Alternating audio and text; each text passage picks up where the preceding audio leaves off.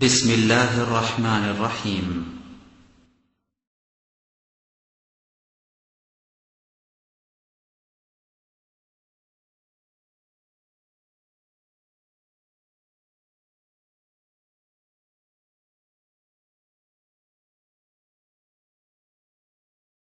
إن الحمد لله نحمده ونستعينه من يهده الله فلا مضل له ومن يضلل فلا هادي له وأشهد أن لا إله إلا الله وحده لا شريك له وأشهد أن محمدا عبده ورسوله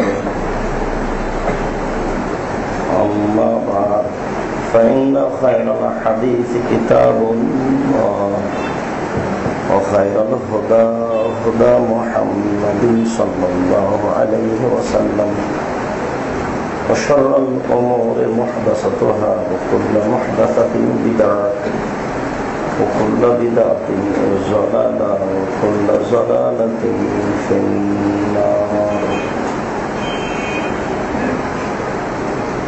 أعوذ بالله من الشيطان الرجيم. بسم الله الرحمن الرحيم.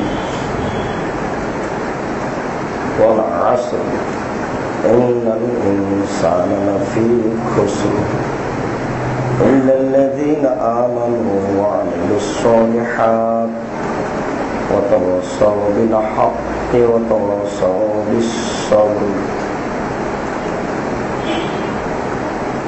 عن أنس رضي الله تعالى عنه قال قال رسول الله صلى الله عليه وسلم لا يؤمن أحدكم حتى أكون أحب إليه من والده وولده والناس أجمعين.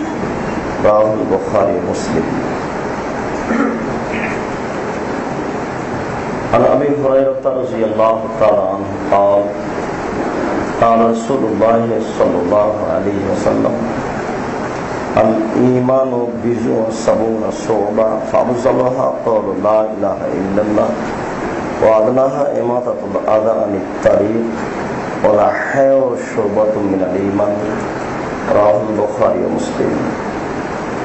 عن أبي هريرة رضي الله تعالى عنه قال قال رسول الله صلى الله عليه وسلم قيل لرسول الله صلى الله عليه وسلم أي العمل أفضل؟ قال أن تؤمن بالله ورسوله. قال ثم قال حج مبرور. قال ثم قال الجهاد في سبيل الله. رواه البخاري ومسلم. সম্মানিত মসজিদের মুসল্লি, প্রশংসা আল্লাহর জন্য, শান্তি অবতীর্ণ হোক আল্লাহর রাসূলের উপর সাল্লাল্লাহু আলাইহি ওয়াসাল্লাম। আজ জুমার খুতবায় বক্তব্যের বিষয় ঈমান। ঈমান সম্পর্কে গুরুত্বপূর্ণ তত্ত্ববহুল বিবরণের চেষ্টা করব ইনশাআল্লাহ আজিজ। ঈমান শব্দটি আরবি, যার অর্থ হচ্ছে বিশ্বাস করা। ইসলাম শব্দটিও আরবি, যার অর্থ হচ্ছে আত্মসমর্পণ করা, মেনে নেওয়া। যখনই বিশ্বাস আসে তখনই মেনে নেওয়া যায়। অবশ্য ইসলাম শব্দের আর একটা অর্থ বলা যায় জানা। না জানা মানুষের কাছে এসেছে ইসলাম। যে সময় ইসলাম এসেছে সেই সময় মানুষ ছিল সবাই না জানা। তারা জানতো না কোনটা ভালো আর কোনটা মন্দ। অবশ্য ওই সময়টা আবার ফিরে এসেছে। এখন মানুষ জানে না অনেকেই, প্রায়, কোনটা ভালো আর কোনটা মন্দ। আর জানার ঘাটতিতেই মেনে নেওয়াটা সহজ হচ্ছে না। কেননা মানুষ জানার ভিত্তিতেই মানবে। যখনই জানাটা মেনে নেওয়ার মতো হবে, বিশ্বাস আস্থা আনতে পারবে, তখন সে মেনে নেবে। রাসূল সাল্লাল্লাহু আলাইহি ওয়াসাল্লাম অতীব ভদ্র নম্র মানুষ। পৃথিবীর ইতিহাসে তার চেয়ে ভদ্র মানুষ কেউ আসেনি, আসবে না। যদিচ ইব্রাহিম আলাইহিস সালামের ব্যাপারে যে ভাষাগুলি আল্লাহ ব্যবহার করেছেন, তাতে তার আচরণ অতীব নম্র, অতীব ভদ্র। আল্লাহ ওই ভাষাগুলি হালিম বলে উল্লেখ করেছেন। হালিম, অতীব নম্র, অতীব ভদ্র। এর পরেও অবুঝ লেখক লিখেছেন, ক্লাস 3 বইয়ে লেখা আছে যে ইব্রাহিম আলাইহিস সালাম একদিন ফকিরকে খাবার দিলেন। ভিক্ষুক বিসমিল্লাহ বলে খেতে বসলো না। ইব্রাহিম আলাইহিস সালাম তাকে ধাক্কা দিয়ে বের করে দিলেন আর খাওয়ার প্লেটটা কেড়ে নিলেন। দেখেন অবুঝ লেখক, লেখকও অবুঝ হয়, না জেনে লিখে। মানে ইব্রাহিম আলাইহিস সালামের উপরে এই লেখা চলবে কিনা তার জানা নাই, ইব্রাহিমকেই বুঝে না। ইব্রাহিম কত হাই মানের মানুষ এবং কত ভদ্র নম্র, লেখকের জানা নাই যে এটা তার নামে চলবে কিনা। আমাদের নবী মুহাম্মদ সাল্লাল্লাহু আলাইহি সাল্লামের আচরণের আলোচনা অন্যদিন হবে, তবে আজকের জন্য এতটুক যে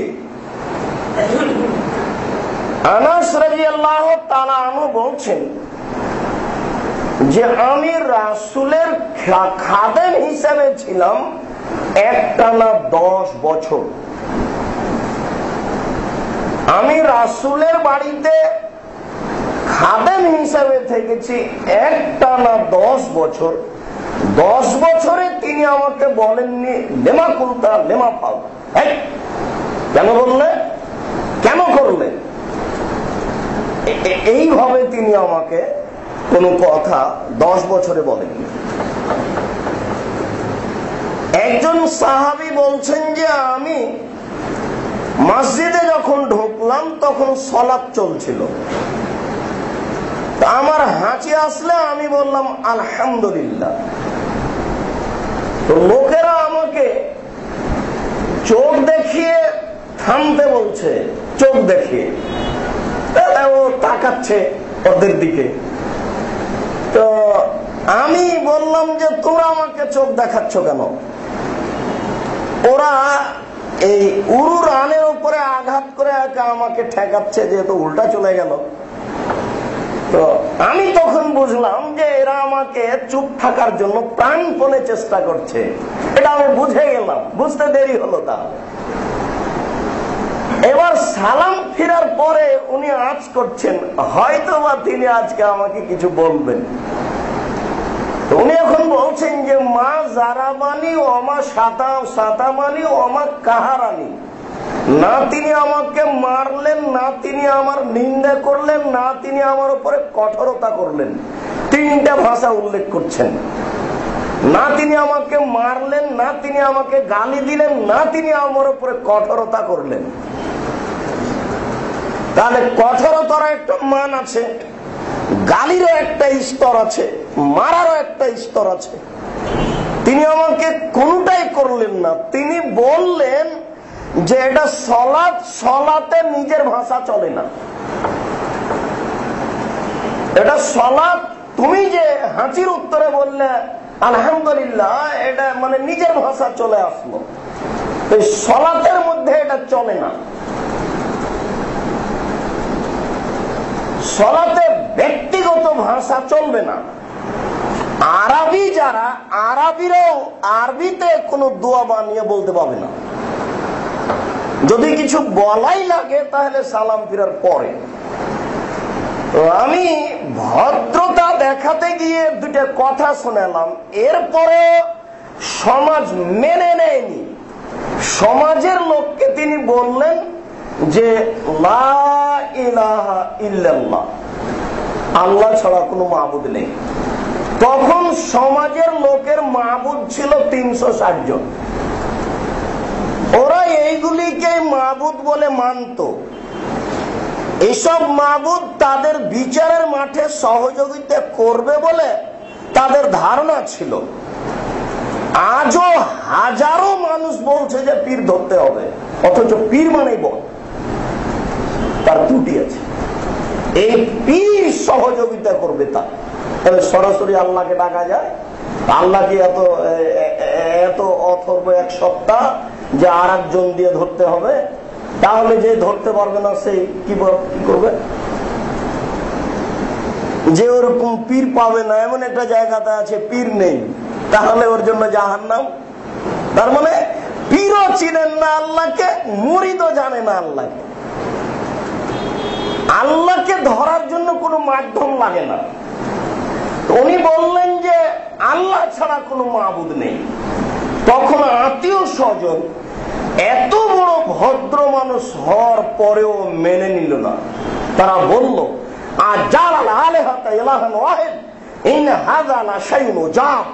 আরে এতগুলি মাবুদকে একজন করে দিল, এটা তো বিরাট আশ্চর্য। তারা নিজেরা বলছে যে এতগুলি মাবুদকে একজন করে দিল। ইহুদি খ্রিস্টান তো অন্তত 3 জন মাবুদ মানে। ওরা বলে যে ঈসার মা আর আল্লাহ 3 জন আছে, অন্তত তারা 3 জন মানে। আর এ বলছে যে 3 জনও নয়, মাত্র একজন সপ্তম আকাশের উপরে। তাহলে সমাজের লোকের বিশ্বাসের একটা ব্যাপার ছিল। ঈমান মানে হচ্ছে বিশ্বাস স্থাপন করা, বিশ্বাস করা। এটা খুব কঠিন জিনিস। আপনার একজন ইংরেজি শিক্ষকের উপরে ভালো বিশ্বাস আছে যে উনি ভালো বুঝেন, তা আমি বললাম যে না উনি জানেন না, তখন আপনি খেপে যাবেন। কেন খেপে যাবেন? আপনার বিশ্বাসের বিরুদ্ধে আমি কথা বলেছি। জনগণ কেন খেপে গেল?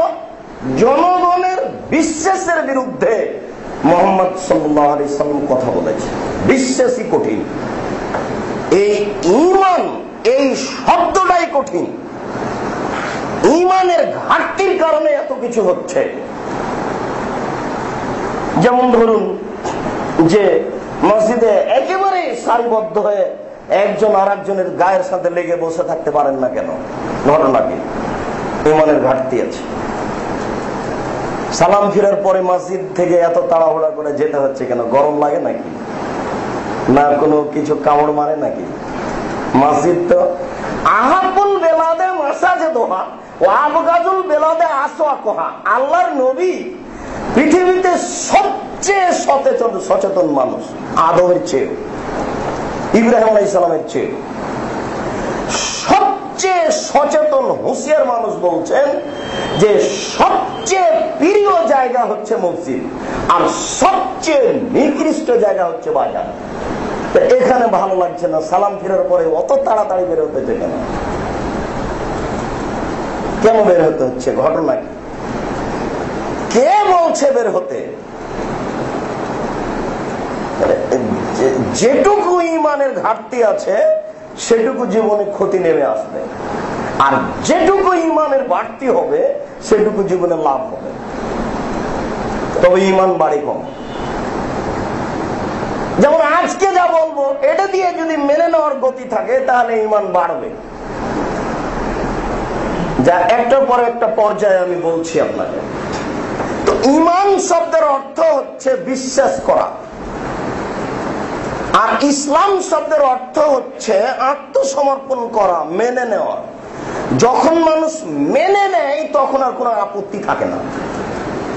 মেনে নেওয়ার পরে যদি কেউ বলে হ্যাঁ তুমি জনগণের সামনে বললে যে ঠিক আছে আমি 5,000 টাকাতে রাজি হয়ে গেলাম, আরো 10,000 টাকা পাওয়া যেত, তা এখন যদি আপনি বলেন তাহলে 5 জন বলবে, এখন যদি বলতে যাও তাহলে মানুষের নিন্দা করবে, তখন তো তুমি মেনে নিয়েছো। তো মেনে নেওয়া মানে কোনো আপত্তি চলে না। ইসলাম মানে হচ্ছে মেনে নেওয়া। এই দুইটা জায়গাতে আমাদের ঘাটতি রয়েছে। বিশ্বাসও ঘাটতি আছে আর মেনে নেওয়া তো ঘাটতি আছে। আল্লাহ তাআলা বলছেন ওয়াল আসর, যুগের কসম, জামানার কসম, কালের কসম। কালের কসম বলে এইভাবে বললেন কেন? কালের কসম। অবশ্য তিনি অনেক সময় অনেক কসম করেন। ওয়াল ফাজর, ফজরের কসম, ওয়াশ-শাফি ওয়াল ওয়াতর, জোড়ের কসম, বিজোড়ের কসম, ওয়াল লাইলি ইযা ইয়াসর, রাতের কসম যখন তার নিরসন ঘটে। আল্লাহ অনেক সময় অনেক কসম করেছেন যাতে মানুষ বিশ্বাস করে। আল্লাহ তাআলা এখানে বলছেন যে কালের কসম। কালের কসম করে প্রথমে যেটা আপনাকে সতর্ক করতে চেয়েছেন আল্লাহ, যে আমি তোমাকে একেবারে আদম পর্যন্ত ঠেলে দিলাম, তোমার বুদ্ধি থাকলে তুমি দেখো, বুদ্ধি দিয়ে তুমি দেখো যে যারা আমাকে মানেনি তাদেরকে আমি ধ্বংস করে দিচ্ছি। তুমি কাল, ইতিহাস দেখো, যুগ দেখো। আর কালের কসম করে বলছি তোমাকে যে দেখো, হঠাৎ করে কখন তোমার বয়স 40 হয়ে গেছে, আবার দেখবে যে 60 হয়ে গেছে, তুমি আর চলতে পারো না, তাহলে তোমার সময় খুব তাড়াতাড়ি পার হয়ে গেল। তোমার বয়সটা পার হচ্ছে অত দ্রুত, সূর্য যত দ্রুত আলো দিতে পারে পৃথিবীতে, তুমি বুঝতে পারো না। আর দুনিয়া মুদবেরাতুন ওয়াল আখিরাতু মুকবিলাতুন, পৃথিবী আপনাকে পিঠ দেখিয়ে পাল্টা দ্রুত পালিয়ে যাচ্ছে। ওয়াল আখিরাতু মুকবিলাতুন, পরকাল আপনাকে মুখ দেখিয়ে দ্রুত ছুটে আসছে। পালিয়ে যাওয়া এবং আসা দুটারই গতি সমান। মানুষ বুঝে মানুষের মতো। রাসূল সাল্লাল্লাহু আলাইহি সাল্লাম বললেন যে কিয়ামত আর আমি এইভাবে দুটি আঙ্গুল পাশাপাশি, তর্জনী আর এই আপনার এই মধ্যমায় দুইটা আঙ্গুলকে জমা করে দেখালেন যে পৃথিবী কিয়ামত আর আমি এইভাবে আছি। মোটামুটি 1400-1450 বছর হলো এই কথা বলা। তো মানুষ বুঝে মানুষের মতো, আর আল্লাহ বলেন তার গতি অনুযায়ী, স্রষ্টার গতি অনুযায়ী। কালের কসম, ইন্নাল ইনসানা লাফি খুসর, নিশ্চয় মানুষ ক্ষতির মধ্যে নিমজ্জিত, মানুষই ক্ষতিগ্রস্ত, একবারে একটানা সব মানুষই ক্ষতিগ্রস্ত। পাপ করতে পারে মানুষ, পশু প্রাণী পারে না। ভালো কিছু করতে পারে মানুষ, পশু প্রাণী পারে না। আল্লাহ তাআলা কালের কসম করে বলছেন যে নিশ্চয় মানুষ ক্ষতির মধ্যে নিমজ্জিত, মানুষই ক্ষতিগ্রস্ত। ইল্লাল্লাযীনা আমানু, তবে যারা ঈমান এনেছে, তবে যারা বিশ্বাস করেছে, তবে যারা মেনে নিয়েছে, বিশ্বাস করেছে। একবারে প্রথমে এই বাক্য, বিশ্বাসের ত্রুটি থাকলে ক্ষতি হবেই, বিশ্বাসের ত্রুটি থাকলে ক্ষতি হবেই। 2, ওয়ামিলুস সালিহাত, সৎ আমল করেছে। বিশ্বাসের বাস্তবতা সৎ আমল, বিশ্বাসের বাস্তবতা সৎ আমল। বিশ্বাস যদি এমন হয় যে আমার তো ঈমান আছে, তো বিষ পান করলে কি হবে, ইন্নামাল আমালু বিন্নিয়াত, ও বিষ পান করছে শরবত মনে করে, এটা হলো। একজন নারী পুরুষ একাকার হয়ে রাস্তাঘাটে চলছে আর বলছে যে আমাদের তো ঈমান ঠিক আছে, এটা হলো। বিশ্বাসের বাস্তবতা হচ্ছে সৎ আমল। ইল্লাল্লাযীনা আমানু ওয়া আমিলুস সালিহাত, সৎ আমল করলো। সৎ আমলের বাস্তবতা কি? ওয়া তাওয়াসাউ বিল হক, পরস্পরে হকের উপদেশ দিল। এটা বিশাল ব্যাপার। এই বাক্য কোরআন মাজিদেই আছে 1450 বছর থেকে, এর কেউ দাম দিতে চায়। সারা পৃথিবীর মানুষকে আল্লাহ বললেন যে তোমরা পরস্পরে হকের উপদেশ দাও। এই বাক্য ওইভাবেই আছে কোরআন মাজিদে। হকের বাস্তবতা, তোমরা পরস্পরে ধৈর্যের উপদেশ দাও। হকের বাস্তবতা হচ্ছে পরস্পরে ধৈর্যের উপদেশ দেওয়া। পরস্পরের ধৈর্য না টিকলে হক টিকবে না। ইমানের বাস্তবতা হচ্ছে সৎ আমল, আর সৎ আমলের বাস্তবতা হচ্ছে হকের উপদেশ দেওয়া। হকই বুঝে না মানুষ। আপনার চোখের সামনে এই যাবৎ কত মানুষ বাম হাতে চা পান করেছে, আপনি দেখেননি? হক কোনটা? হক কি জিনিস? হক এটা আরবি শব্দ, সত্য। হক কি জিনিস অনেকে বুঝি, অনেকে বুঝি না। তাহলে যদি হক বুঝতে পারি তাহলে আরেকজনকে বলতে হবে। এটা হলো সৎ আমলের বাস্তবতা। সৎ আমলের বাস্তবতা হবে পরস্পরে ধৈর্যের উপদেশ দিয়ে। ধৈর্য ছাড়া হয় না।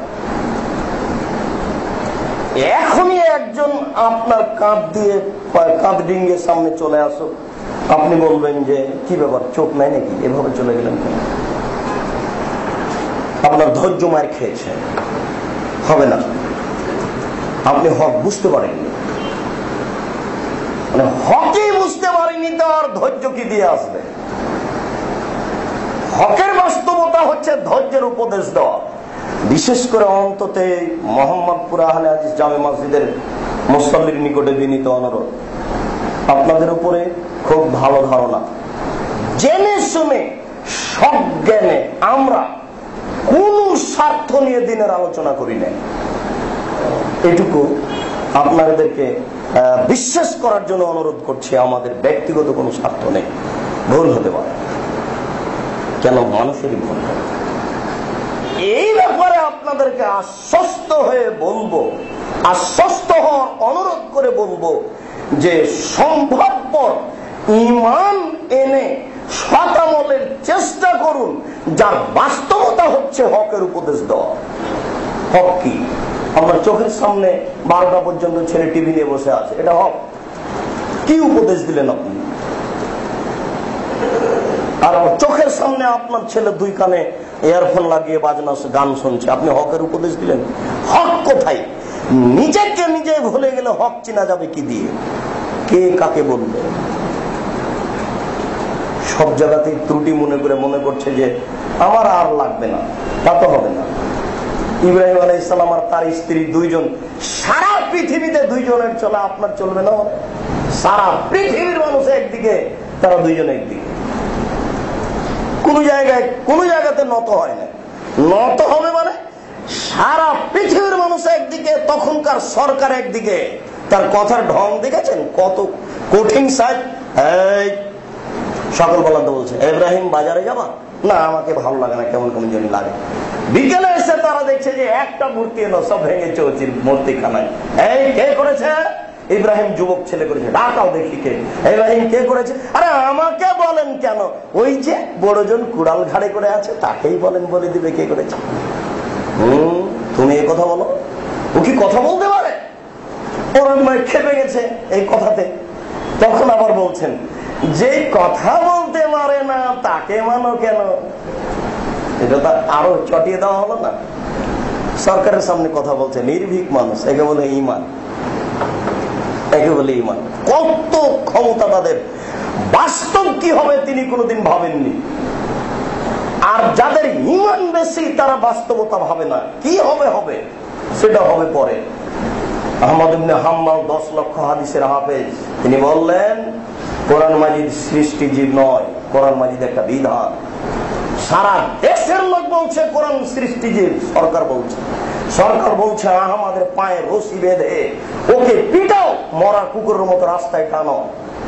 টানতে টানতে ফেলে দেওয়ার পর বলছে আহমদ পরিবর্তন হবে কি? আহমদ বলছে দেহের স্বাস্থ্যকালীন পরিবর্তন হবে না।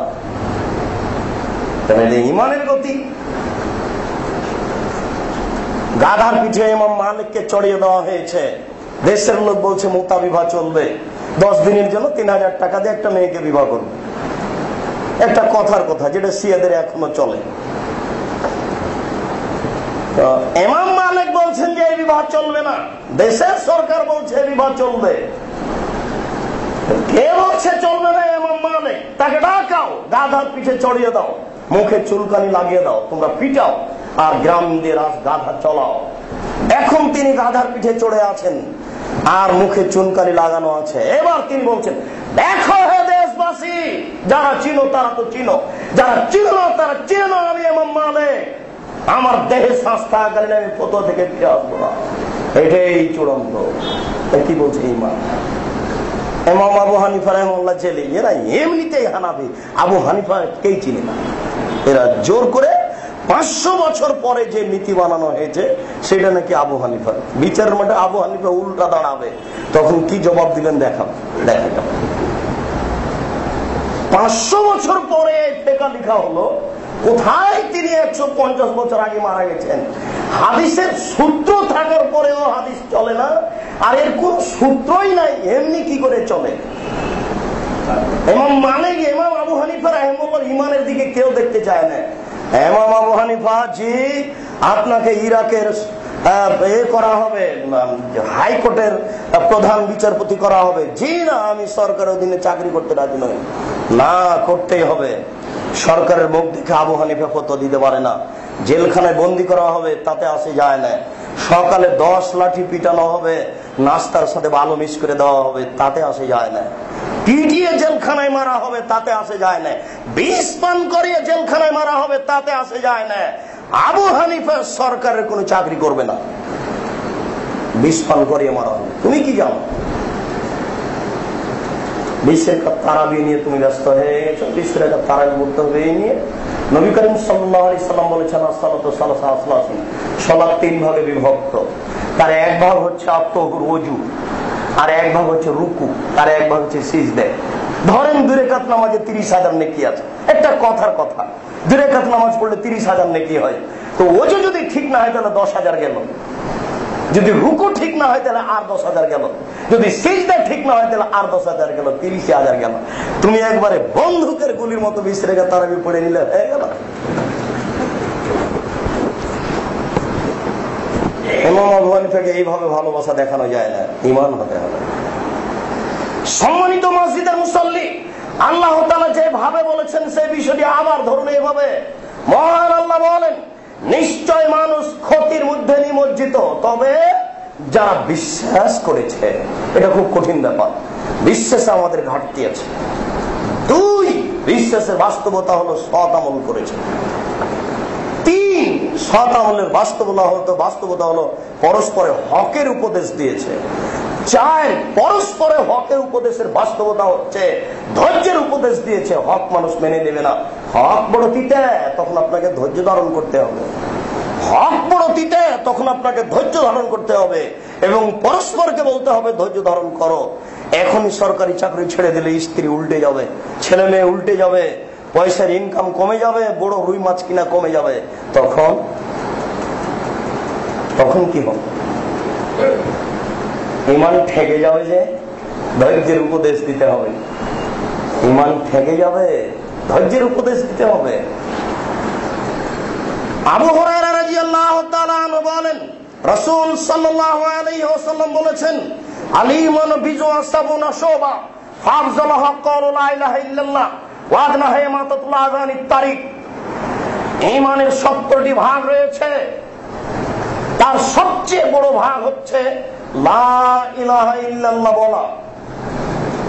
তার সবচেয়ে ছোট ভাগ হচ্ছে ইমাতাতুল আযানিত তারিক, রাস্তা থেকে কষ্টদায়ক জিনিস সরিয়ে দেওয়া। এটা হলো ছোট ভাগ। ছোট ভাগ দিয়ে জান্নাত পাওয়া যায়। ঈমানের ছোট ভাগ দিয়ে জান্নাত পাওয়া যায়। আল্লাহ রাসূল বলছেন যে লোকটা জান্নাতে চলে গেছে, রাস্তায় একটা গাছ পড়েছিল, কেটে সরিয়ে দিয়েছে, এই জন্য জান্নাত চলে গেছে। মুসলিম শরীফের হাদিস। এই জাতি রাস্তাঘাট বন্ধ করছে, ঈমান কোথায় চলে গেছে? রাস্তাঘাট বন্ধ করে হক আদায় করতে চায়। এই সময় সেই সময় ঈমানের সমস্যার কয়েকটি দিক আছে, যা পরে বলছি। সম্মানিত মসজিদের মুসল্লি, রাসূল সাল্লাল্লাহু আলাইহি ওয়াসাল্লাম বলেন, ঈমানের সবচেয়ে বড় ভাগ হচ্ছে লা ইলাহা ইল্লাল্লাহ লা ইলাহা ইল্লাল্লাহ এটা একটা জিকিরের শব্দ, চুপে চুপে বলতে হবে। আফদালু যিকরি লা ইলাহা ইল্লাল্লাহ, সবচেয়ে উত্তম জিকির হচ্ছে লা ইলাহা ইল্লাল্লাহ বলা। আর সবচেয়ে উত্তম দোয়া হচ্ছে আলহামদুলিল্লাহ বলা। এইগুলো সব ঈমানের ব্যাপার। আর ঈমানের সবচেয়ে ছোট ভাগ হচ্ছে রাস্তা থেকে কষ্টদায়ক জিনিস সরিয়ে দেওয়া। এই দুটো উল্লেখ করার পরে আল্লাহ রাসূল আবার বলছেন ওয়ালা হায়াউ শুবাতুম মিনাল ঈমান, লজ্জা হচ্ছে ঈমানের একটি অংশ। এটা এই শর্তের মধ্যে ভিন্ন, এটা দিয়ে ঈমান মাপা যায়।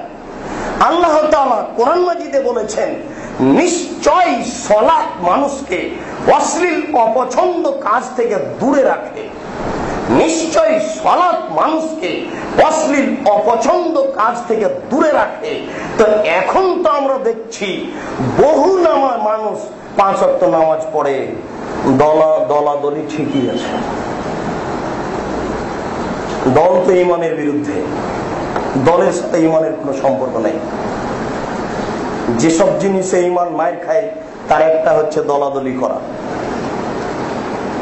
আর এখন তো দলাদলির বাস্তবতা খুবই কঠিন, যেটা আপনি দেখতে পাচ্ছেন। একজন আর একজনের বিরুদ্ধে লড়ে গেছে রাস্তাকে ঠিক করবে, ওটা তো আর একজনের কাজ। রাস্তা যেভাবে ছিল সেভাবে আছে। মসজিদের মুসল্লিকে এখান থেকে ফিরে আসতে হবে, আপনার ঈমানের দাবি। জরুরি ভাবে আপনাকে সতর্ক করা যাচ্ছে যে আপনি নীতি থেকে ফিরে আসুন, নীতি থেকে আপনাকে ফিরে আসতেই হবে। খ্রিস্টান আব্রাহাম লিঙ্কনের কাল্পনিক পদ্ধতি, এই নীতি মেনে আপনি জাতির কোনোদিন কল্যাণ করতে পারেন না, যার বাস্তবতা আপনি অবগত আছেন।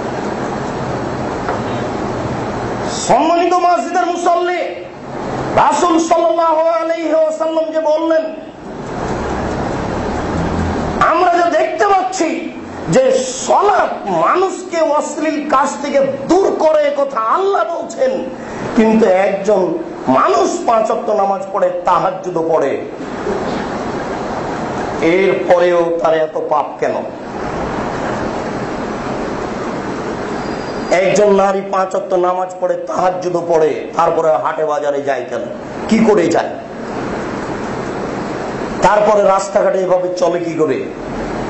তারপরে বোরখা পরে নখ বড় রাখে কি করে? কিভাবে এটা ঘটছে? তাহলে বুঝে নিতে হবে যে ঈমানের কমবেশ আছে, মেনে নেওয়াতে কমবেশ রয়েছে। মেনে নেওয়া যতক্ষণ পর্যন্ত পূর্ণ না হবে ততক্ষণ পর্যন্ত আপনি নিজেকে পূর্ণ মুসলিম বলে দাবি করতে পারেন না। আল্লাহ তাআলা বলছেন যে উদখুল ফিসসিলমে কাফা, তোমরা ইসলামে তোমরা পুরোপুরি মুসলিম হও। এই কথাটার অর্থ কি? ওয়ালা তামুতুন্না ইল্লা ওয়া আনতুম মুসলিমুন, পুরোপুরি মেনে না নিয়ে তোমরা মরো না। পুরোপুরি মেনে না নিয়ে মরলে ক্ষতি আছে, টিকতে পারবো না বিচার। তাহলে সালাত যদি মানুষকে অন্যায় থেকে দূরে রাখে, কিন্তু মানুষ অন্যায় করছে কেন? যত ঈমান বেশি হবে তত অন্যায় কম হবে, যত ঈমান কম হবে তত অন্যায় বেশি হবে, যত ঈমান বেশি হবে তত অন্যায় কম হবে, যত ঈমান কম হবে তত পাপ বেশি হবে। এটা কি দিয়ে মাপা যাবে? ঈমান মাপার একটি পথ আল্লাহ রাসূল এই বাক্যে বললেন, ওয়ালা হায়াউ শুবাতুম মিনাল ঈমান, লজ্জাই হচ্ছে ঈমানের একটি শাখা, যা দিয়ে ঈমান মাপা যায়। 10টার সময় আপনি বাজারে বসে আছেন, মানুষের সাথে আড্ডা পিটছেন, আপনি নিশ্চিত বুঝে নেন ঈমানে ঘাটতি আছে। আপনি এইভাবে অন্যায়ের সাথে জড়িত আছেন, আপনাকে নিশ্চিত বুঝে নিতে হবে আমার ঈমানে ঘাটতি আছে। প্রত্যেক যেটা শরীয়ত বিরোধী কাজ আপনি ধরে নিয়েছেন, বুঝেছেন, তখন যদি আপনি সেটা করতে থাকেন, বুঝতে হবে অবশ্যই আপনার ঈমানে ঘাটতি আছে। আপনি বিষয়টি বুঝুন, আল্লাহ আপনাকে বোঝার তৌফিক দান করুন।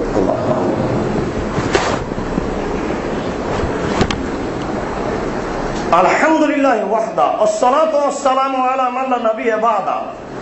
আনাস রাদিয়াল্লাহু তাআলা আনহু বলেন, রাসূল সাল্লাল্লাহু আলাইহি ওয়াসাল্লাম বলেছেন, লা ইউমিনু আহাদুকুম হাত্তা আকুনা আহাব্বা ইলাইহি মিন ওয়ালিদিহি ওয়া ওয়ালাদিহি ওয়ান নাসি আজমাইন। ততক্ষণ পর্যন্ত একটা মানুষ পূর্ণ মুমিন হতে পারে না, ততক্ষণ পর্যন্ত একজন মানুষ মুমিন হতে পারে না যতক্ষণ পর্যন্ত আমি তার নিকটে তার নিজের চেয়ে, তার ছেলে মেয়ের চেয়ে, তার পিতামাতার চেয়ে, তার সকল মানুষের চেয়ে প্রিয় না হয়েছে। এই বাক্যের অর্থ কি? অতক্ষণ পর্যন্ত মানুষ মুমিন হবে না যতক্ষণ পর্যন্ত আমি তার নিকটে তার নিজের চেয়ে, তার ছেলে মেয়ের চেয়ে, তার পরিবারের চেয়ে, জনগণের চেয়ে আমি প্রিয় না হয়েছি। এটা হলো ঈমানের বাস্তবতা। এই হাদিস তো বুখারী মুসলিমের। এর বাস্তবতা, এর ব্যাখ্যা আপনাকে আমি কি দিয়ে বুঝাই? আল্লাহ রাসূল আপনার নিজের আত্মার চেয়ে ভালো হতে হবে আপনার কাছে। তো আল্লাহ রাসূলকে কি দাওয়াত দিয়ে খাওয়াবেন? কিভাবে তার ভালোবাসা? সালাম দেওয়ার পরে বুকে হাত দিলে কি তার ভালোবাসা পাওয়া যাবে? তার ভালোবাসা কিভাবে হবে? বাপ মারা যাওয়ার পরে 40 দিন পরে বা 3 দিন পরে পরিজোগা করে খাওয়ালে কি তার ভালোবাসা পাওয়া যাবে? কিভাবে তার ভালোবাসা পাওয়া যেতে পারে? সবার চেয়ে তাকে ভালো না বাসলে আমি মুমিন হতে পারছি না, এর বাস্তবতা কি? 15 শাবানের সিয়াম পালন করলে কি তার ভালোবাসা পাওয়া যাবে? এটা কিভাবে ঘটবে?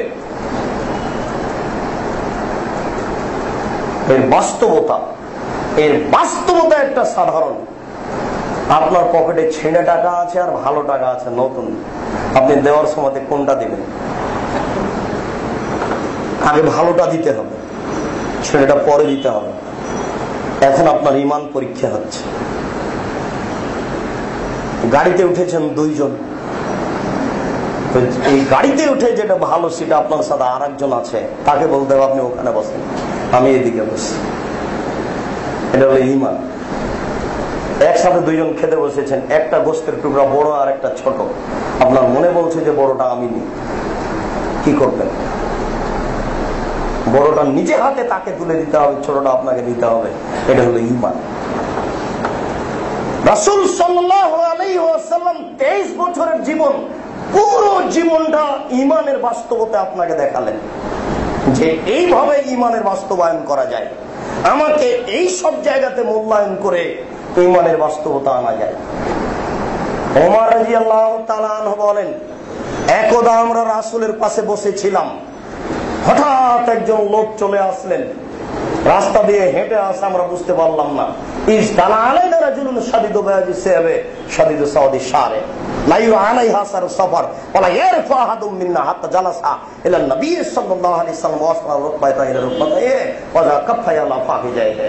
হঠাৎ একটা লোক চলে আসলেন, যে লোকের কাপড় ছিল গায়ে একেবারে ধবধবে সাদা, মাথার চুল ছিল কুচকুচে কালো, তাকে দেখে বিদেশি মনে হচ্ছিল না, তার কাপড় চোপড় জড়ো জড়ো জামা, ধুলোবালি লেগেছিল না তাতে, এমন ছিল জামা কাপড়। আমরা তাকে চিনতেও পারছিলাম না। রাসূল সাল্লাল্লাহু আলাইহি সাল্লামের সাথে হাঁটু লাগিয়ে বসলেন। রাসূল সাল্লাল্লাহু আলাইহি সাল্লামের 2 উরুর উপরে তার হাতটি রেখে দিলেন, রেখে বলছেন, মুহাম্মদ আখবিরনি আল ইসলাম, ইসলাম সম্পর্কে আমাকে বলুন। মুহাম্মদ সাল্লাল্লাহু আলাইহি সাল্লাম জিজ্ঞাসা করলেন না কোথা থেকে আসলেন, কেমন আছেন, নাস্তা পানি করেন, কিছুই বললেন না। উত্তরে বলতে লাগলেন, আনতাশহাদু আল্লা ইলাহা ইল্লাল্লাহ ওয়া আন্না মুহাম্মাদুর রাসূলুল্লাহ, সাক্ষ্য দিতে হবে আপনাকে এই বলে যে আল্লাহ ব্যতীত কোনো মাবুদ নেই। এতে ঈমান শুরু হলো। আরো সাক্ষ্য দিতে হবে যে মুহাম্মদ আল্লাহর রাসূল। এর বাস্তবতা 1 নম্বরে সালাত আদায় করতে হবে। এর বাস্তবতা 2 নম্বরে যাকাত প্রদান করতে হবে। এর বাস্তবতা 3 নম্বরে তসম রমজান, রমজানের সিয়াম পালন করতে হবে। এরপরে যেটা বাস্তবতা সেটা হচ্ছে পয়সা থাকলে হজ করতে হবে। তখন আগন্তুক বলছেন, সাদাত, আপনি ঠিক বলেছেন। উমর রাদিয়াল্লাহু তাআলা বলছেন, ফাজাল্লাহু ইয়াসআলু সাদাকু, আমরা তো অবাক হয়ে গেলাম, কি ব্যাপার ইনি নিজেই জিজ্ঞাসা করেন আবার নিজেই বলেন ঠিক আছে বুঝলাম না। আবার জিজ্ঞাসাকারী বলছেন, আখবিরনি আনিল ঈমান, ঈমান সম্পর্কে বলেন। তো তো আল্লাহ রাসূল বলছেন তুমিনা বিল্লাহি ওয়া মালাইকাতিহি ওয়া কুতুবিহি ওয়া রাসূলিহি ওয়া তুমিনা বিল কদরি খাইরিহি ওয়া শাররিহি ওয়া তুমিনা বিল্লাহ। আল্লাহকে বিশ্বাস করতে হবে, রাসূলকে বিশ্বাস করতে হবে, ফেরেশতাকে বিশ্বাস করতে হবে, ভাগ্যের ভালো মন্দকে মেনে নিতে হবে। এই যে আল্লাহকে বিশ্বাস, এখানে ত্রুটি থেকে গেছে, ঈমানে এখানে ঘাটতি থেকে গেছে। এরপরে তিনি বলছেন ঠিক আছে এটা আমি বুঝলাম, আখবিরনি আনিল ইহসান, একনিষ্ঠতা সম্পর্কে বলেন, একমুখী হয়ে খালেস অন্তরে ইবাদত করা কি জিনিস তা বলেন। তখন আল্লাহ রাসূল বলছেন আনতাবুদাল্লাহ কান্নাকা তারাহু ফাইন লাম তাকুন তারাহু ফাইন্নাহু ইয়ারাকা, তুমি আল্লাহর ইবাদত করবে এইভাবে যে আল্লাহকে তুমি দেখছো। যদি তোমার ঈমানের কোনো দুর্বলতা ভাবো তাহলে তুমি অন্তত এই বিশ্বাস করো যে আল্লাহ তোমাকে দেখছেন। আল্লাহ তোমাকে দেখছেন এই কথাটা যদি আপনার অন্তরে থাকে তাহলে আপনি এসব অন্যায় থেকে ফিরে আসবেন। তাহলে বুঝা যাচ্ছে যে ঈমানের ঘাটতিতেই সবকিছু হয়ে যাচ্ছে। আবু হুরায়রা রাদিয়াল্লাহু তাআলা আনহু বলেন রাসূল সাল্লাল্লাহু আলাইহি ওয়াসাল্লাম বলেছেন সালাসাতুন ইয়ারযালাকুম ওয়া সালাসাতুন ইয়াসখাতুলাকুম, তিনটি কাজে তোমাদের আল্লাহ সন্তুষ্ট হন। মানুষ যদি তিনটি কাজ করতে পারে তাহলে আল্লাহ সন্তুষ্ট হন। তার এক নম্বর হচ্ছে আবুদুল্লাহ ওয়া লা তুশরিকু বিহি শাইআ, তোমরা আল্লাহর ইবাদত করো, শিরক করো না। ইবাদত বুঝতে চাচ্ছি না, ইবাদত বুঝতে চাচ্ছি না। আর ইবাদত আমরা অনেকেই আমাদেরকে ভুল বোঝানো হচ্ছে অনেক জায়গাতে, শিরক করো না বিন্দু মাত্র। দুই ওয়াতাসিমু বিহাবলিল্লাহি জামিআন ওয়া লা তাফাররাকু, তোমরা আল্লাহকে শক্তভাবে গ্রহণ করো, তাকে মেনে চলো, তোমরা ছিন্ন ভিন্ন হয়েও না। দলাদলি হচ্ছে ইসলামের কঠোর বিরোধী নীতি। যখনই দলাদলি আসবে, যখনই কোনো সংগঠন আসবে, তখনই বুঝতে হবে যে এটা ঈমানের উপরে আঘাত করছে। একটা কলেজে ছাত্ররা দুই ভাগে বিভক্ত হয়েছে, মানে মারামারি হবেই। একটা দেশে দুই দল আছে, মানে মারামারি হবেই। একটা বাড়িতে দুই রকম আছে, মানে মারামারি হবেই। বাবা একদিকে বেটা একদিকে গেছে, মানে হইচই হবেই। দলাদলির বাস্তবতা হচ্ছে মারামারি, দলাদলির বাস্তবতা হচ্ছে বিপর্যয় টেনে আনা নিজের জাতির দেশের সবার জন্য। এই পথ কোনদিন কল্যাণ আনতে পারে না। এই জন্য আল্লাহ রাসূল বলছেন ওয়াতাসিমু বিহাবলিল্লাহি জামিআন ওয়া লা তাফাররাকু, তোমরা আল্লাহর বিধানকে শক্তভাবে ধরো, তোমরা ছিন্ন ভিন্ন হয়ো না। এটা কিভাবে হবে? ওয়াতানাসাহু মানাল্লাহু লাকুম, তোমাদের যাকে নেতৃত্ব দেওয়া হয়েছে তার কোনো ভুল ত্রুটি দেখলে তাকে উপদেশ দাও। নেতা একজন থাকবে, দুইজন নয়। মুখামুখি যদি আর একজন থাকে তাহলে ওখানে কোনোদিন শান্তি আসতে পারে না, অসম্ভব। নেতৃত্ব ছাড়া চলে না, যেমন শান্তি আসতে পারে না বিরোধী থাকলে, তেমন নেতৃত্ব ছাড়া চলে না যেমন সমাজ। বিরোধী দল থাকলে শান্তি আসে না, তেমন আসবেই না, অসম্ভব, এটা হতে পারে না। এই জন্য রাসূল সাল্লাল্লাহু আলাইহি ওয়াসাল্লাম বললেন যে সাতাফতারেকো, ইহুদি এবং খ্রিস্টান বিভক্ত হয়েছে 72 দলে, আর আমার উম্মত বিভক্ত হবে 73 দলে। তারপরে তিনি বললেন কুল্লু উম্মতি ইয়াদখুলুনা ফিন্নার ইল্লা মা আলাইহিম ইল্লা মা আলাই আসহাবি আনা ওয়া আসহাবি, সব দলগুলি জাহান্নামী, তবে আমি এবং আমার সাহাবীগণ যে নীতির উপরে আছে। তাহলে রাসূলের নীতি আপনাকে খুঁজে বের করতে হবে। দলাদলি বন্ধ করা যায় রাসূলের নীতি মেনে, আপোষের দ্বন্দ্ব বন্ধ করা যায় রাসূলের নীতি মেনে, তাছাড়া কোনো পথ নেই। দলাদলি বন্ধ করা যায় রাসূলের নীতি মেনে,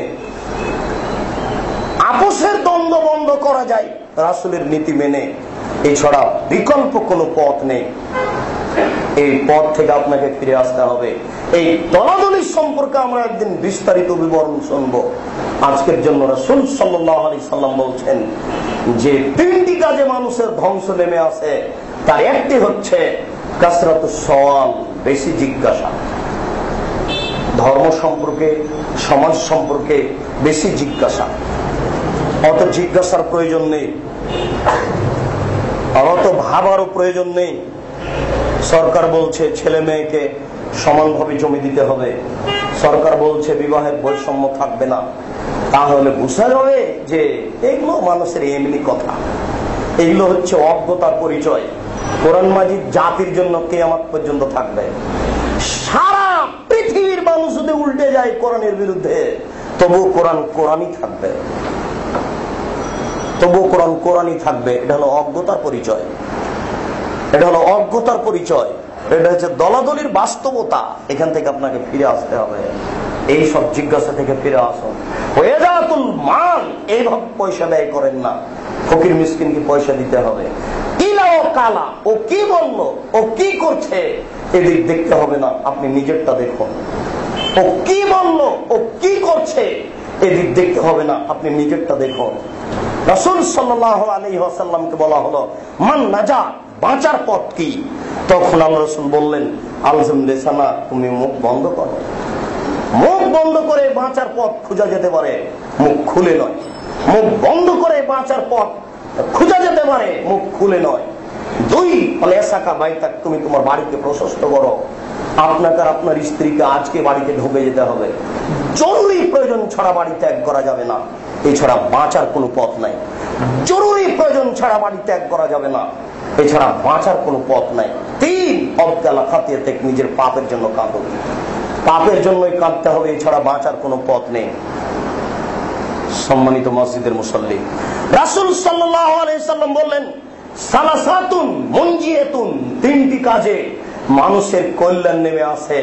তার একটা হচ্ছে তাকওয়াল্লাহ ফি সিররি ওয়াল আলানিয়া, আল্লাহকে ভয় করতে হবে প্রকাশ্যে ও গোপনে। এত ভুল ত্রুটি হচ্ছে কেন? তার আল্লাহকে ভয়ের ব্যাপারে সমস্যা আছে।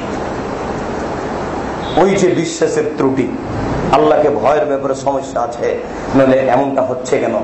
দেখুন আল্লাহকে ভয় করার ব্যাপারে সমস্যা আছে, দেখুন আল্লাহকে ভয় করার ব্যাপারে ত্রুটি হচ্ছে, নইলে যেই মন্দ কাজটাই করতে যাচ্ছেন সেখানে তো আপনার ঈমান আপনাকে বাধা দিতে পারে, দেয় না কেন? তাহলে তাকওয়াল্লাহ, আল্লাহ ভীতিতে ত্রুটি আছে। দুই, কওলুল হক ফির রিজা ওয়াস সাখা, ফাঁসি হলো সত্য কথা বলতে হবে, মানুষ খুশি হলো সত্য কথা বলতে হবে। অলিকতিসাব ফিল গিনা ওয়াল ফকর, মধ্যম পন্থায় খরচ করতে হবে। যেই তিনটি কাজে মানুষের ধ্বংস নেমে আসে তার এক নম্বর হচ্ছে সপুন্নতা, কৃপণতাকে মেনে নেওয়া। দুই, হওয়াল মুক্তাবা, প্রবৃত্তিকে মেনে নেওয়া। বিশেষভাবে প্রবৃত্তিকে মেনে নেওয়ার কথা বলতে গিয়ে মসজিদের মুসল্লিকে বলছি, আপনারা তো খুব সাধ করে এই মসজিদে আসেন, আর আমার একটা বিশ্বাস এই মসজিদে একটা এমন একটা মসজিদ যেখানে কেউ বলে না যে স্বার্থ রেখে কথা বলতে হবে। যদি আমরা বলি তাহলে আমাদের ভুল ত্রুটি আছে। কোরআন এবং সহিহ হাদিসই বলতে হবে, কোন মানুষের মতামত চলবে না, কোন ব্যাখ্যা বিশ্লেষণ চলবে না, কারো কোনো ব্যক্তিগত মতামত চলবে না। শুধুমাত্র কোরআন এবং হাদিস দিয়ে পুরো সময়টা মানুষকে বোঝাতে হবে, এটা হলো শরীয়ত। আর এই ব্যাপারে আমরা প্রাণপণে চেষ্টা করছি, এরপরে এত কমবশ দেখা যায় কেন? এরপরেও আপনার পরিবর্তন দেখা যায় না কেন? তাহলে কি আমাদের প্রচারে ত্রুটি আছে? আমাদের কোনো স্বার্থপরতা আছে? থাকতেও পারে। যদি আমাদের প্রচারে ত্রুটি থাকে, স্বার্থপরতা থাকে, তাহলে প্রতিক্রিয়া কম হবে। ধরেন বলছে একরকম মানি নেতা, নিজে বলছি পরিবারে তেমন নেই, হয়তোবা ধর্ম বিক্রি করার জন্য ইসলাম প্রচার করছি, টাকা ছাড়া ধর্ম বুঝি না, 20,000 টাকা না দিলে প্রোগ্রামে যাব না, আগে অ্যাকাউন্টে টাকা পাঠাতে হবে তারপরে প্রোগ্রাম। বা একরকম বলছি পরিবার আর একরকম চলছে, বা সরকারি চাকরি করি, বা মাথার উপরে নেতা নেত্রী ঝুলছে চাকরি করি, জুমার খুতবাও দিচ্ছি, এমনটা হয় না। কোথাও না কোথাও ত্রুটি আছে, প্রতিক্রিয়া হচ্ছে না কেন? বিষয়টি আমাদের আগে নিজেরটা বলি, তারপর আপনার। আপনি ভাবুন তাহলে বিষয়টা কি, আপনার কেন এমন হচ্ছে? আপনি কেন পূর্ণ আগে আসতে পারছেন না? এমনটা হচ্ছে কেন? মসজিদে ঢোকে বারংবার বলেছে আপনাকে, অন্তত মসজিদে ঢোকে আপনি মুখ বন্ধ করে 2 রাকাত সালাত আদায় করে আপনি বসে তাসবিহ তাহলিল জিকির আজকার করুন। হয় না কেন? এত গল্প হচ্ছে কেন? আপনি পুরুষ মানুষ এত গল্প করছেন কেন? আপনি মহিলা এত সব গল্প করছেন কেন? গল্প তো করার জন্য এখানে জায়গা নয়, গল্প তো মসজিদ থেকে বের হওয়ার পরে। রাসূল সাল্লাল্লাহু আলাইহি ওয়াসাল্লাম বলছেন, কেউ যদি ওযু করে সালাত আদায়ের জন্য মসজিদের দিকে যায় তাহলে ও হজের সমান নেকি পায়। এরপরে বলছেন যে ও যদি সালাত আদায় করে বসে থাকে, কাউকে কষ্ট না দেয় আর তার ওযু নষ্ট না হয়, দুইটা যদি কাজ তার চালু থাকে, ওযু ভেঙে যায়নি, কাউকে কষ্ট দিল না, তাহলে ফেরেশতারা বলতে থাকে আল্লাহুম্মা সাল্লি আলাইহি, আল্লাহ তুমি তার প্রতি দয়া করো, আল্লাহুম্মা মাগফির লাহু, আল্লাহ তুমি তাকে ক্ষমা করো, আল্লাহুম্মা মাগফির লাহু ওয়ারহামহু, আল্লাহ তুমি তাকে ক্ষমা করো, তার প্রতি বিশেষ দয়া রহমত অবতীর্ণ করো। এটা তো বলতেই থাকে, তো আপনার কেন এমন হচ্ছে? তাহলে তো এখানেই যদি এমন হয়, বাড়ি থেকে মসজিদ থেকে বের হয়ে আর এক রকম হয়ে যাবে। এটা হয় স্বাভাবিক। সালামের পরেই মসজিদ থেকে এত দ্রুত বের হতে হচ্ছে কেন? মানে আপনার নিজের গতি পরিবর্তন হচ্ছে না কেন? কোথায় ত্রুটি আছে? ইমানের ত্রুটি আছে, মেনে নেওয়াতে ত্রুটি আছে। ইমানের ত্রুটি আছে, মেনে নেওয়াতে ত্রুটি আছে, অবশ্যই ত্রুটি আছে, অবশ্যই ত্রুটি আছে, অবশ্যই ত্রুটি আছে। আপনাকে ফিরে আসতে হবে ইমানের দিকে, আপনাকে ফিরে আসতে হবে মেনে নেওয়ার দিকে। রাসূল সাল্লাল্লাহু আলাইহি ওয়াসাল্লাম বললেন, সবচেয়ে ভালো আমল কি? তখন আল্লাহ রাসূল বললেন যে আল্লাহকে মেনে নেওয়া, রাসূলকে মেনে নেওয়া, তারপরে কবুল হয়। তাহলে বোঝা যাচ্ছে যে আল্লাহ এবং আল্লাহ রাসূলকে মেনে নেওয়াতে ত্রুটি আছে। আমাদের প্রচারে ভুল থাকতে পারে, অনেক সময়তে ভুল থেকেও যায়। যেমন আল্লাহ রাসূল বলছেন যে তিনটি কারণে মানুষের পরকাল হারাবে, তার একটি হচ্ছে পিতামাতার অবাধ্য চললে। তখন বলতে বলতে যদি যে পিতামাতাকে মানতে হবে, পিতামাতার দিকে সুনজরে তাকালে কবুল হজে সমান নেকি হবে, এইভাবে যদি বলি আর আপনি যদি মানেন, তখন তো আবার ঈমান হারাবে। মিথ্যা হাদিস আছে, এদেশে ধর্ম প্রচার জন্য, ধর্মকে ঠেকানোর জন্য প্রায় 3 লক্ষ জালজয়ী হাদিস এই পৃথিবীতে আছে। বহু দিক দিয়ে ইসলামকে ঠেকানোর আপনাকে প্রাণপণে চেষ্টা করা হয়েছে। তার এই দলাদলি একটা বড় মাধ্যম, এই মোবাইল একটা বড় মাধ্যম, এই জালজয়ী হাদিস একটা বড় মাধ্যম, এক শ্রেণীর আলেম হচ্ছে একটা বড় মাধ্যম। এত সমস্যাকে উপেক্ষা করে আপনাকে আল্লাহ এবং আল্লাহ রাসূলকে মেনে চলতে হবে, এমনি স্বাভাবিকভাবে হবে। মসজিদের সকল মুসল্লির নিকটে বিনীত অনুরোধ করে বলছি, দেখুন আল্লাহ এবং আল্লাহ রাসূলকে আপনি প্রাণপণে মেনে নেওয়ার চেষ্টা করুন, মসজিদে ও বাড়িতে অন্তত। দেখুন দেশের নেতা নেত্রী কি করছে এটা পরে, আপনি অন্তত মসজিদে এসে আল্লাহ রাসূলকে মেনে নেওয়ার চেষ্টা করুন।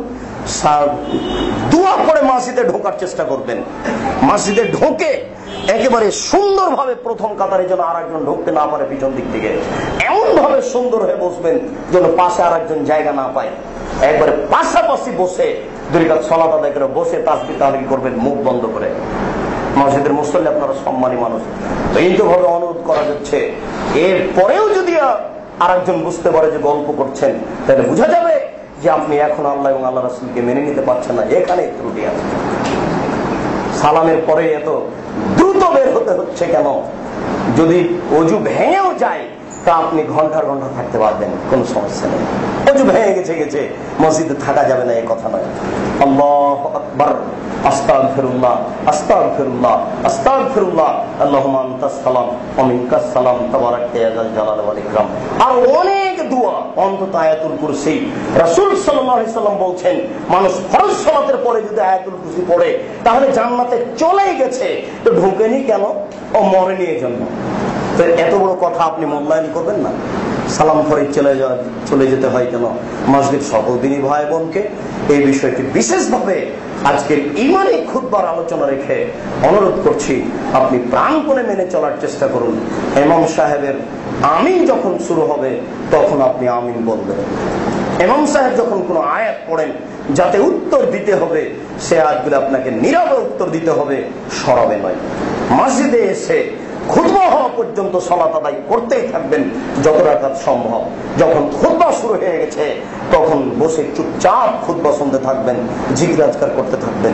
সালামের পরে 2 রাকাত 4 রাকাত সালাত আদায় না করে এইভাবে দ্রুত বের হওয়ার চেষ্টা করিয়েন না, গতিনীতি পরিবর্তন করুন। আল্লাহ আপনাকে কবুল করুন। আল্লাহ আল্লাহ যারা আমাদের মারা গেছে তুমি তাদের কবরের শাস্তি মাফ করো। আল্লাহ যারা আমরা অসুস্থ তুমি তাদের আরোগ্য দান করো।